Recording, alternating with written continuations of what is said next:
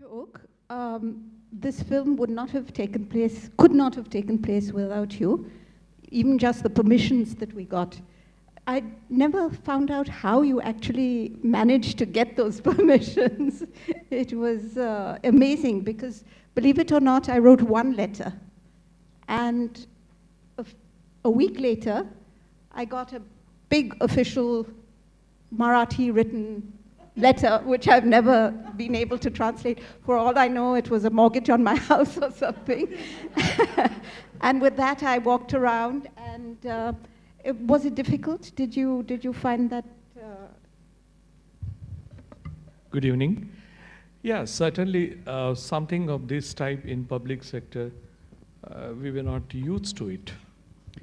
But then I had sensed the purpose, the very essence of you making this particular venture. And the most important thing that I must tell you folks, this is a more than 100% genuine lady. And that makes all the difference. So I had to just convince my principal officers in the head office that something is being made for posterity, something is being made for this great institute, which is greater than any one of the individuals that have ever worked in this place. And let's contribute to that. And that's how it was done. I'm glad they listened to you, because it really was the journey of a lifetime for me, and almost the journey of half a lifetime for Anupama. What we marveled at about KEM is the multifaceted jobs that everybody does. The fact that doctors are also administrators and basically run the place. There's a case to be made, I think, for dedicated administrators, and there's a case to be made for the doctors administrating. Where do you come in on that side of the argument? On which side of the argument do you come? I think it's very true. I don't think, I mean, any one of my predecessors, either on the administrative chair or on the hospital side, in the theaters, in the cath labs, I don't think anyone has ever looked between 9 to 4 kind of duty. We have needed salaries, no doubt about that, to run our homes. But one thing is sure, none of us has ever worked for the salary. And that particular passion of work, or the type of experience that this hospital gives, I think why you are best. You are best because you particularly belong to that place. There's no doubt in my mind about that. And the amount of work exposure, the experience that you can get in a week, I think you would have to put in months in any other place to get that kind of work. And you know, what we used to read in books as an exceptional case or something very rarely reported, we always got a chance to do that in KEM. So here is a place which virtually, you know, distills down not only the quality and the quantity, but even the very essence of medical and surgical practice. And that place drives us all. And what pleases me most is that the leaders have changed, the people have changed. I mean, all of you, all of us who are in the film, myself, Dr. Patwardhan, Ravi, none of us now work in KEM. But the fact of the matter that KEM just, I mean, I'm reminded of Lord Tennyson's poem, men may go and men may come, but I will go on forever. That's what KEM is. That's right, absolutely right. But do you think that it would be helpful for doctors to have training in administration if they're going to run a hospital? Certainly you're stepping on my shoes now. Yeah, gone are the days in any field, whether it is industry, institutes, or healthcare. You have to be a professionally trained administrator. When I looked at my student years, way back in 78, 75, the senior-most people, by the virtue of their seniority, would become professional administrators. Not anymore. It's better that you are professionally trained in administration, whether you are a doctor and then you want to do this, or whether you are a master's in business administration or MHA, hospital management, and then you wish to do it. Well, a doctor, I think, knows the nuances of healthcare sector dispensing far better. You knew always that I used to take like a ghost rounds in the night, because I always said that I know where the shoe is pinching. Twice a week. from about 10 o'clock till midnight. But that was the at least twice a week, sorry. But that was the best way to know what my hospital needs, so that I don't have to wait for someone else reporting me. I know what's happening and what's required. So no doubt we need professionally trained administrators, whether it is public sector or private sector. And that's no substitute to that. I agree. Anupama, you spent 5 years looking at the material. Was there anything about KEM, any questions that you would like to ask Dr. Oak? How did you manage? Simple answer, KEM manages itself. There was one question she did ask me, which she's forgotten, which was, does this man ever sleep? Yeah. Well, our honest answer is I have now been having sound sleep for 4 years after I left KEM. There was never a night in 8 years, earlier in Nair and then in KEM, that I have not woken up and walked in the hospital. The place kept you awake and alive. Oh, but that's a part of life. It's better that you are there. See, small problems will always come. And it is better to douse the fire when it is small, rather than waiting for an inferno to erupt. They're talking about derecognition again for KEM. That happened even when I was the director. I made a statement and I would like to make it to everybody here. If ever, for any reason, KEM is derecognized, there is not one hospital in this country which has any moral right to give an MBBS degree to anybody. I think it has become a huge game nowadays to derecognize everyone. They derecognize the private sector also. They derecognize the public sector. They derecognize the best of the hospitals in public sector. And sometimes it is used at like, oh, look, this deficiency exists even in KEM. Then why not allow someone else? All sorts of games go on. I looked at it from a positive perspective. What have they pointed out the deficiencies? When I was the director, again, similar sword was hanging. They pointed out that we have deficiencies in staff. And when I look back, I think I turned that adversity into an opportunity. Because that one order I requested, and the Honorable Municipal Commissioner, who is today the Chief Secretary of the state, Mr. Kshatriya, he sanctioned me 58 posts in less than half a minute. Wow. Yeah. To sanction one post in government, it takes at least about a year. And here I could get 58 posts because I told Honorable Commissioner, if it gets derecognized, what will happen? Well, I will get the blame because I am the dean, but sir, it will happen in your tenure. Just now, what they are talking about is infrastructure. I've had a talk with Avinash Supe, the current dean. It's impossible that we can build any, see this building which I completed took me about 3.5 years. It's impossible to build the infrastructure in one day. So they should give some legitimate time that you do this in 3 years, 4 years. And well, this threat of derecognition, let it hang on our head so that the work at least begins and continues. In public sector, you need such kind of a stimulus to happen.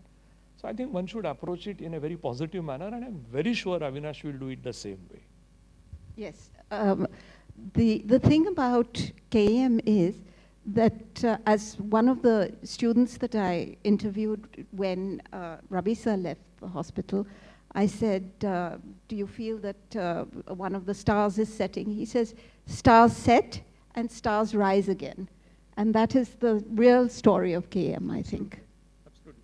It's a legacy which is continuing. I mean, you have seen Ravi, you have seen me, you have seen Dr. Patwardhan. But we had similar forefathers in each one of our department. You look at cardiac surgery, look at nephrology, you look at my department, pediatric surgery. People who mattered in the world.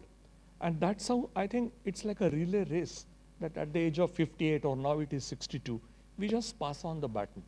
And in the process, we create the next one who is not equally, perhaps better than what I ever was. And I take great pride in that. If there were one thing you could change in the structure, the bureaucratic structure that rules KEM, what would that be? Attitude. Which means?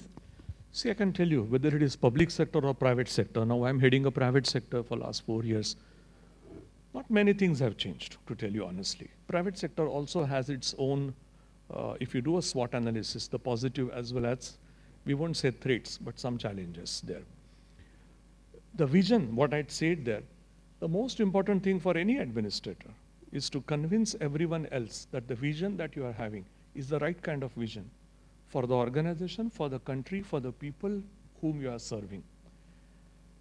And every change is resisted, always. There is no change, no new idea that will ever be, sir, kitna badhiya kaha. No. Everyone will say, naya din pagal hai, uska naya pagalpan hai. Yes, I did hear that quite a bit. That was always said about me, ye pagal hai, iska ye naya pagalpan hai. But then at the end of the tenure, people say, no, he was right, let's now do it in our department.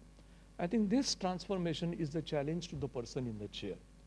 So it is attitude. In private sector also, I say it is very easy to buy material in private sector. It is very difficult to buy. What I mean by buy is to win over the loyalty of men and women. Human resource management is the most challenging task for any administrator. Very true. Very true. It's the basis also of everything else. Absolutely.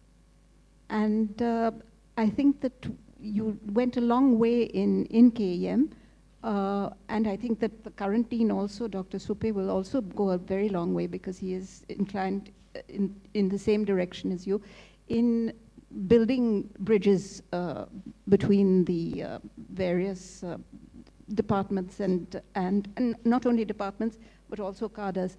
So do you feel that if there would be, one of the things that I had mentioned was that there is a lack of courage, administrative courage.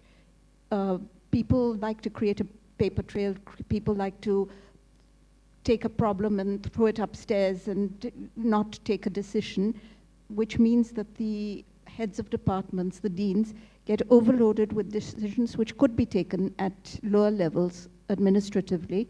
Do you find that that is the case, or is it preordained? What you are saying is about whether there is a delegation of any work along with the responsibility and whether there is accountability along with that.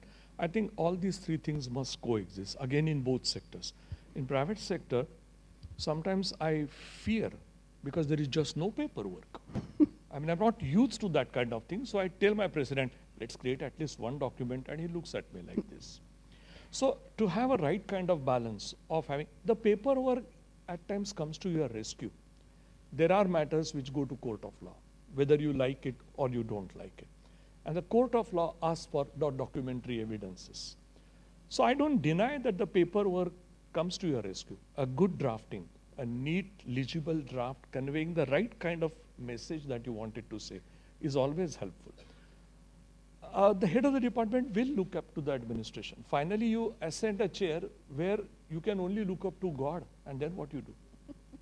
So you have to get youths to taking responsibilities which are at up to your level and then execute them. And that needs to be nurtured in an organization. That's probably exactly right. When you empower people, as you used to do, to come to you with the solution to a problem, when they have a problem, to come to you with possible solutions, rather than just say, here's your monkey, you take care of it. Anupama, when you saw all the, you were inside and outside the process, what was it that struck you about KEM the most? From all the 230 hours that you watched and rewatched? Honestly, when I first saw the entire material, I was largely taken aback. These were people who could actually, couldn't do much about, in terms of patients, who couldn't go anywhere else. And in terms of the administrators, they literally were, probably handcuffed, trying to help, but there's only that much that they could do. So it disturbed me for a while. For the first materials that I saw, I took a break after like about 10 days. I said, I can't see this for a while, because it was very disturbing. But after a while, you kind of, put a perspective to it because you want to tell a story and then start, segregating it in your head. And that's how, we came up with 6 hours of the first timeline and then a few of the administrators love to talk. Sorry, no offense, but yeah, so Well, trying we to were cut down. encouraging them. Yeah, We were so encouraging we were encouraging them and trying to have them to speak more openly. And fortunately, most of them did. They did not say, oh, I can't say this on camera or I cannot, be open about it. So we had to be very particular about how we are portraying them when it came to the edit. And it was a very fine line which we had to kind of, try to see that it's not too much or too less, or at no point in time someone should feel that we didn't give them the right amount of information. So one more thing that struck Anupama at the time when we were doing this was when you said that healthcare now, it's not just poor people, people with economic restraints who cannot afford healthcare. It's middle class people, it's upper middle class people who, if something happens in their families, can have quite a hard time paying for the care or deciding what care they can afford. What do you think would be a solution to that? No, I think you have touched a right chord, and I really fear the way the health sector of this country. I incidentally wrote an article analyzing the budget from the health perspective, and I'm disappointed. It's not only a question of percentage GDP allocation which goes to the health sector, because, well, you can allocate money, but you need to create manpower to work in this particular sector. And you need to have vertical as well as horizontal dispersal of the facilities that you have got. You very rightly said about upper middle class. My neighbor in Mulund 10 days back had a heart attack, 41 years old, and I had to take him to a nearby hospital. I could not even drive him to either DY Patil or this.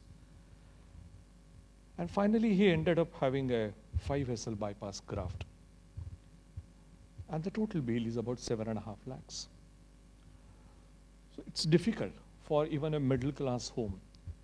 Now we all live in a myth that I am medically insured. Question is that medical insurance adequate enough to take care of your necessities?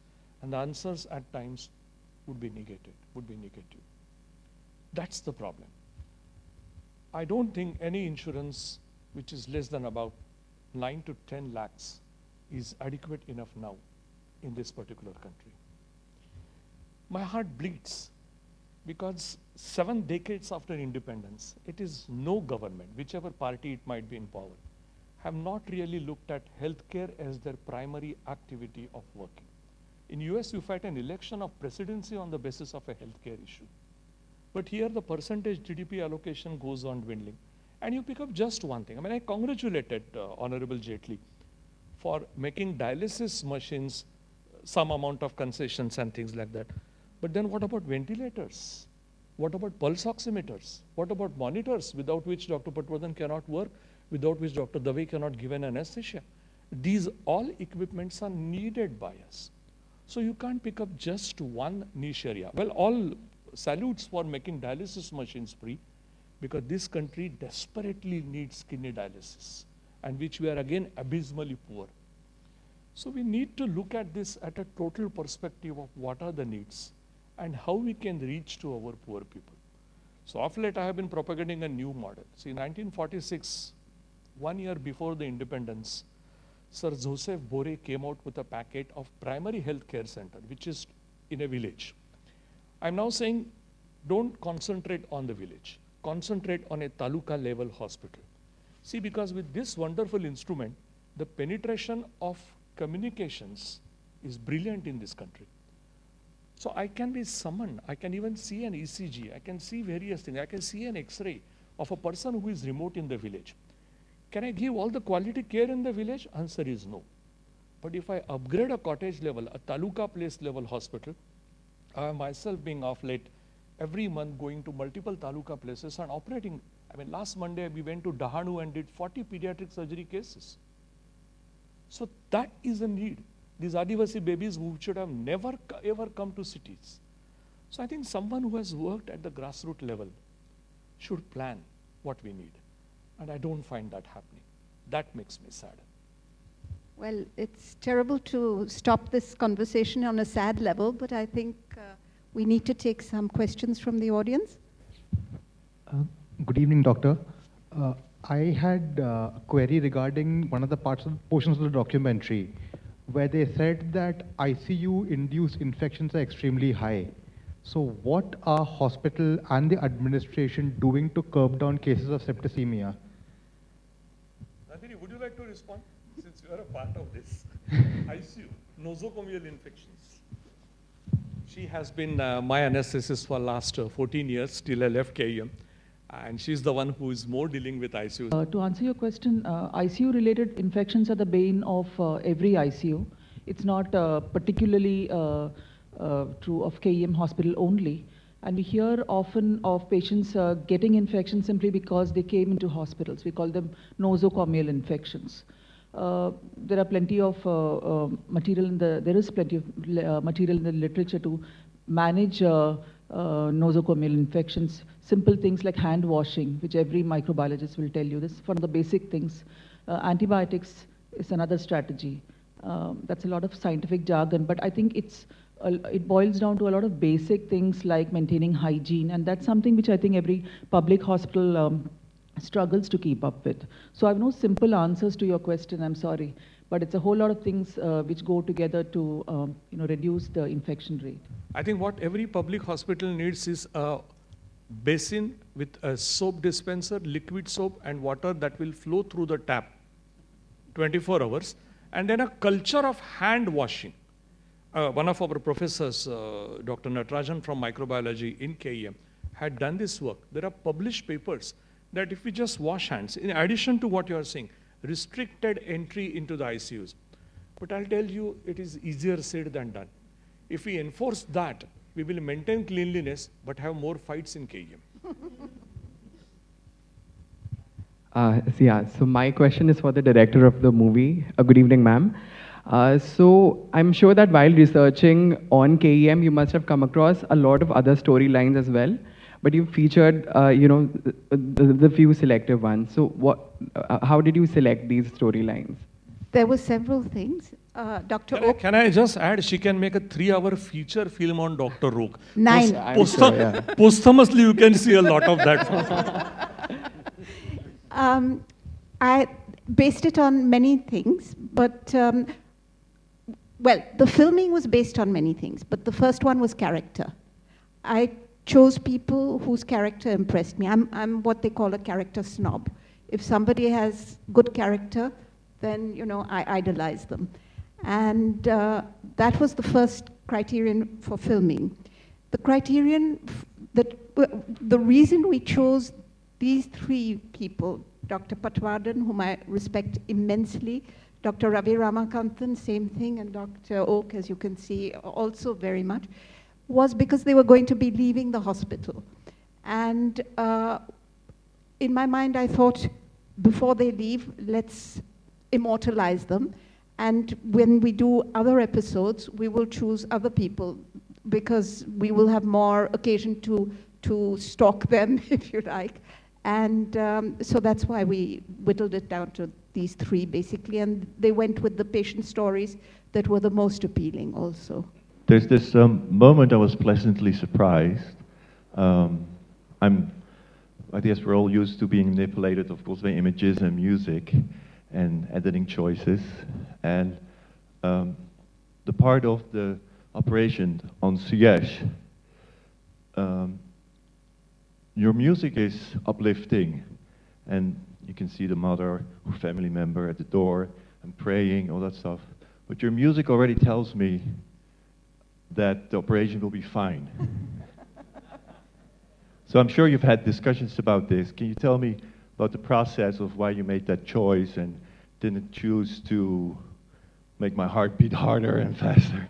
You're very, very perceptive. we spent a year discussing about the music. We worked for a year on music with two different composers. One composer was very modern, and one composer was more old-fashioned, like me. And he is the one who came up with this lyrical music, and it touched me. And yes, we didn't want to create an absolute certainty that the child would be all right, but we definitely wanted some drama. And we thought we had brought it. We didn't realize that you would see through us. Thanks. I think what she tried to do is, because we followed them for 3 years, and like the voiceover also says that, you know, it's been a struggle for them, and it's also been a struggle for us to follow on that story. So she wanted that little element of hope.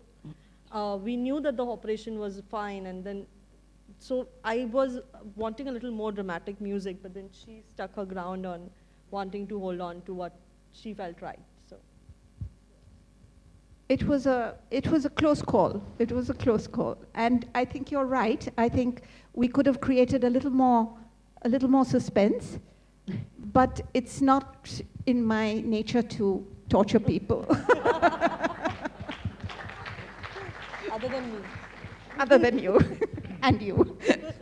We followed him at night. He was, at one point, I remember he was coming out of his office, it was 1:45, I think, at night. And and I was there, and I was saying, Dr. Oak. And he was saying, I'm very tired. I said, good, I need that. So yeah, I do, but it's not in my nature. Hello, I'm Shazni, and I've worked and researched in the public and private healthcare sector, and I would say congratulations to you, because your film was, let's just put it brought tears to my eyes, and I'm glad it was nice and dark here, so I could emote completely. Thank you for that. I have a question. What about patients' rights and transparency in the public and private healthcare sector? I don't see much of that on the ground. Do you see that I think happening? as a filmmaker, she had a blanket permission for this shooting. She did film the patients, as you can see, Suyash and other things. About Charter of Rights of Patients. I'll tell you, before taking over KEM, I was the Dean of Nair Hospital.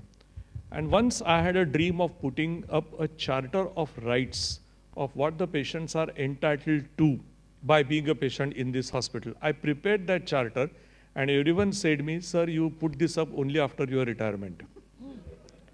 The point is, the rights are all right. Can we meet them in public sector? My honest and straightforward answer is no. See, by right, I think I should give a cot for every patient.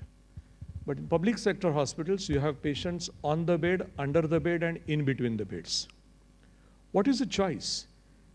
If I don't admit them and treat, they have no option. The only other option possible for them is death. Come monsoon season, and KEM is over-flooded. On any given occasion, we have about 400 plus patients with fever in those particular 4 months. What do? If you don't admit them, they have no other option. They can't afford a private sector. Therefore, their non-affordability and the only accessibility by the virtue of you being there is the solution that you meet both ends here. In the private sector, yes. Again, you have a division in Mumbai of corporate sector hospitals and smaller nursing homes. If you look at corporate sector hospitals, I think there the issue of Charter of Rights is better being addressed. There are systems in place. The standard operating procedures are laid down. Nursing home is nothing but something which is close to your home. It's more a matter of convenience for the relatives rather than the benefit for the patient that he will accrue out of it. But this city and in India, you need all the 3 sectors to work. There is no doubt in my mind. So while we tend to respect the rights, we also have our limitations. because our topmost objective is to deliver the health care. That is what it is. I'm Dr. Maruk Joshi. I joined KEM in 1953 I know you, and retired in 92 as an honorary pediatrician. It upsets me a lot when I read in the papers that we are being threatened to be de-recognized. Are we having such poor lecture halls, laboratory, and library facilities that today it has come to this pass? Honestly speaking, madam, I'm not the right person, and Avinash should have been here today because I've left corporation and KEM way back in 2012. Can we be better in terms of library? When I look at the library of a private sector medical university or a health sciences university, my honest answer is yes, we can be better off. Do we need lecture halls? Point is, MCI has laid down a criteria of having 250 seating capacity, whether you admit 180 or 150. Oh my God. So what has the private sector done? When I can talk of my university now, all the lecture halls have been converted into 300. Though we have only 150 admittance capacity as it stands today. So if you go by paper and the legislation, we are falling short. Whether that regulation is justifiable, my answer is no. Waste of money, if you ask me. But I'll tell you, madam, I'm also connected with another medical college, and that is at a small place called as Derwan. It's about 18 kilometers ahead of Chiplun, where I go and work. It's a medical college in the true rural interiors of India. But what we did, we kept our thought process outside. If that is what 18 multiplied by 25 meters is the dimensions prescribed by MCI, we have constructed 18 multiplied by 25 and put up a board outside that this is 18 multiplied by 25. What can you do? You can't fight a regulatory system which is designed in such a way that it will pose more obstacles than opportunities. That's the fact of life. So I again say, and I say it openly, if KEM is ever, forget not today, this happened when I was the dean in 2010-11. If KEM is ever de-recognized, not even AIMS can be justified to give a medical degree.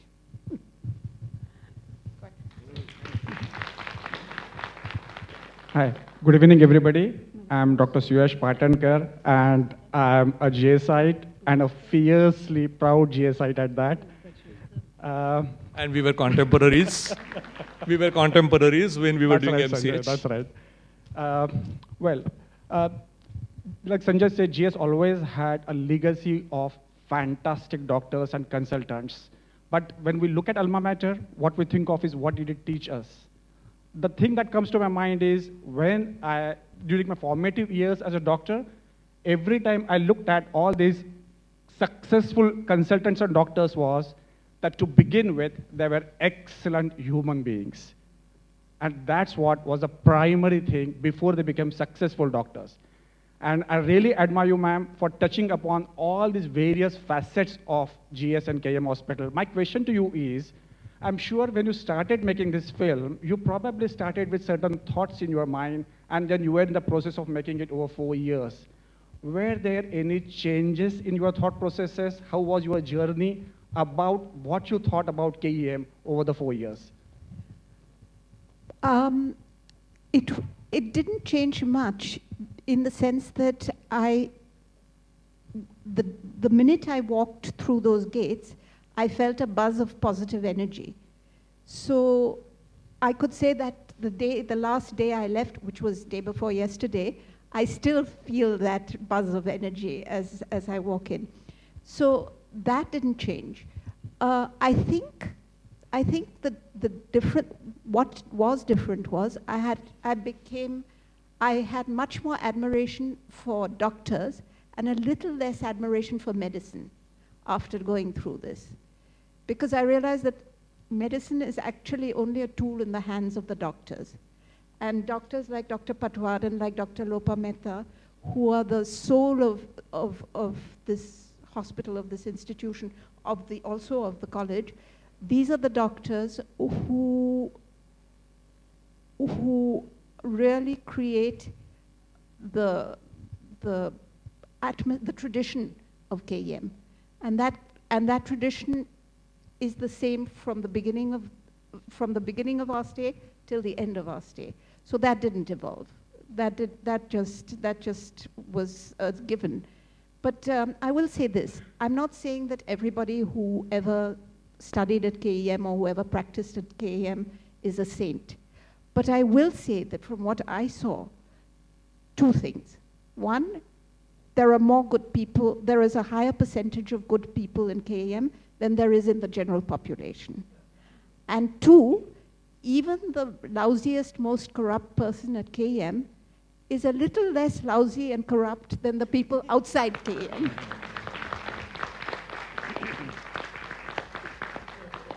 So my question is to Dr. Oak, and I'm sorry I'm touching a very raw nerve. Once upon a time, I'm talking about, I know KEM, and I have friends who have passed out from GS from the time Dr. Baput was there. And how do you, I mean, this used to be a story, how do you recognize a KEM doctor who is outside KEM, that he is from KEM? He has been brought up in the institution of KEM. The story was like this. If a doctor asks, if I give you medicine, you will be cured in 5 days. If I don't give you medicine, you will be cured in 5 days. What do you want me to do? Was what a KEM doctor used to ask. Today, the doctors being on the take from pharmaceutical companies, is there anything that KEM as an institution is doing to bring up the ethics or the ethical view of medicine as an institution? Because it's become a cancer. The way doctors are being on the take is really bad. I mean, is something being done, is my question, sir. It's not only KEM, this is an issue which is being tackled at all levels. Maharashtra University of Health Sciences, under which KEM works, has introduced ethics, defined a proper syllabus for that. But before even MUHS could take over, I put that into practice in D.Y. Patil University, which I sort of administer. And in various ways, ethics is being taught, said, preached to the students, undergraduates, postgraduates at both levels. And still the things keep on happening. That's a fact of life. I think it's wrong to accept only healthcare being ethical when the society is looking at somewhat at another end of it. Whether the ethics are practiced by the jurisprudence and the legal side, that also a question that needs to be asked, which has been penalizing doctors for few crores of rupees, and it would take not one janam but several janams to pay that penalty to a complainant. So I think there has been an overall disintegration of ethics from the society. I'm not denying that doctors and healthcare professionals needs to be ethical always. And we will make efforts towards that. Hi, I am Dr. Kamlesh, and I am from KEM. And I really appreciate Gulserene. This was really nostalgic for all of us. I think all the KEMites here, I won't say ex-KEMites, because KEMite will always be KEMite. So, yes. So, my question to doctor is, we've been always crazy about your speeches. We used to bunk our lectures and come to your speeches whenever you used to deliver speeches in MLT and kind of stuff. The MLT is a hall where our lectures used to go there. My question specific is to you. Do you think, is it a concern for a hospital like KEM when good doctors, when reputed doctors are leaving for private sectors? I do not want to name the doctors. There are many doctors who have been like quite very good in the profession in KEM. I've seen throughout my studies and kind of thing, but now they are into private sector. But do you think it's a matter of concern? And if it is, what is being like done by the administration at KEM? I think it's a reality that people leave for better pastures. There's no doubt about that. And one has to accept that. I personally feel that KEM is far bigger than any one of us or all of us put together. See, I left KEM when I could have been a director of KEM for 12 more years.